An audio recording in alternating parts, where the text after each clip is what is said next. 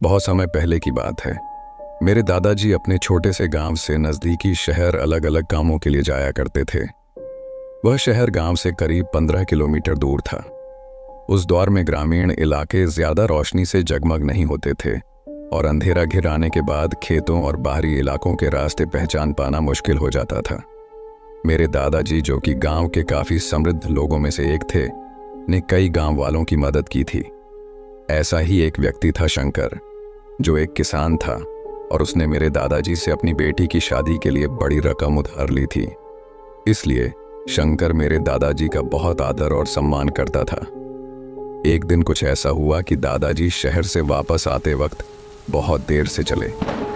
बरसात का मौसम था और रास्ते में कीचड़ और पानी भर जाने से उन्हें गांव तक पहुंचने में काफ़ी परेशानी हो रही थी।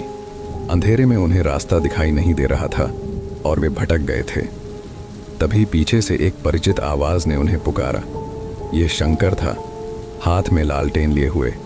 उसने तुरंत दादाजी से कहा कि वे चलना शुरू करें और खुद पीछे से लालटेन की रोशनी से उन्हें रास्ता दिखाने लगा।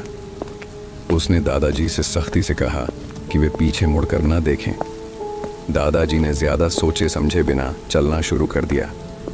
रास्ते भर वे शंकर से बातें करते रहे। उसकी बेटी के बारे में पूछा, उसकी फसल कैसी चल रही है, सड़कों और बारिश के बारे में चर्चा की। इस दौरान दादाजी ने एक बार भी पीछे मुड़कर नहीं देखा। जल्द ही वे गांव के मुख्य इलाके में पहुंचे। वहां पहुंचकर शंकर ने कहा कि वह आगे नहीं जा सकता क्योंकि उसे कहीं और जाना है। दादाजी अकेले ही आगे बढ़ गए। दादाजी अकेले ही आगे बढ़ते रहे। चलते चलते उन्होंने देखा कि गांव के कुछ लोग एक जगह जमा होकर किसी बात पर चर्चा कर रहे थे। दादाजी ने जब उनसे पूछा कि बात क्या है, तो उनके पैरों तले जैसे ज़मीन ही खिसक गई। उन्हें बताया गया कि शंकर की उसी दिन मौत हो गई थी।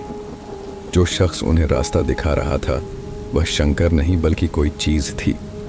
शंकर ने मृत्यु के बाद अपनी आरणी भावना को स्वीकार करते हुए और दादाजी की मदद करने के लिए वापस आया था। इस घटना ने दादाजी को गहराई से छू लिया।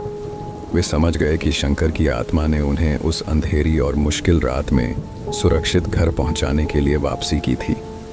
यह घटना उनके लिए सिर्फ एक चमत्कार नहीं बल्कि एक गहरी शिक्षा भी थी कि जीवन में किए गए अच्छे कर्म कभी व्यर्थ नहीं जाते, चाहे वह किसी भी रूप में क्यों न हो।